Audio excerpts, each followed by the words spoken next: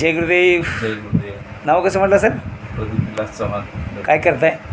माझं वडापावचं बिझनेस आहे. बरं बरं. काय काय प्रॉब्लेम होता? शारीरिक व्याधी काय होती तुम्हाला?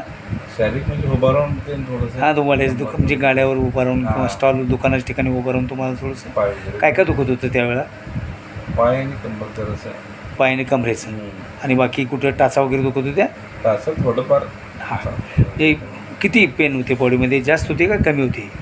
असं हां हां, पण असं ठीक आहे. मग तुम्ही याच्यासाठी काय ट्रीटमेंट घेतली होती? काय नाही. काय नाही ना, दुखते म्हणून काय नाही. पण आता आपण थेरपीची घेतली श्री श्री रेक्केन हो सराट्यांना जयशिंगपूर यांच्याकडनं. कसं वाटलं तुम्हाला थेरपी? एकदम रिलॅक्स वाटलं बघा. ते आता ते व्याधी होते असं वाटत की नाही. वाटत पण नाही. आता जे तुम्ही जे दुखणं म्हणत होता त्या ठिकाणी काय परिस्थिती आहे आता? आता काय नाही, एकदम नॉर्मल. एकदम नॉर्मल आहे ना? हां, अजिबात काही नाही आहे. काही हां. मनाची अवस्था कशी आहे आता? एकदम शांत आहे. एकदम कूल एकदम. एनर्जी कशी आहे? एनर्जी उत्साह असं वाढल्यासारखं वाटतं.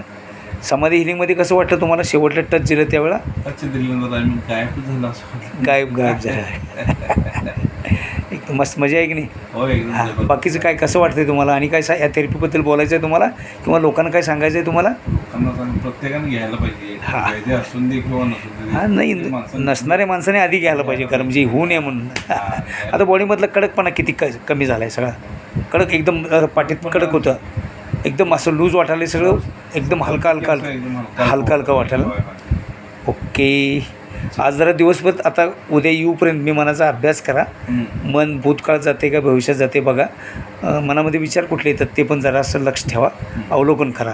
चिडचिड स्वभाव, चेहऱ्यावर एक ग्लो आला आहे, तेज आणि हसू आहे. आरशात जाऊन बघा म्हणजे तुमच्या लक्षात येईल. बाकी जय गुरुदेव. जय गुरुदेव. जय गुरुदेव.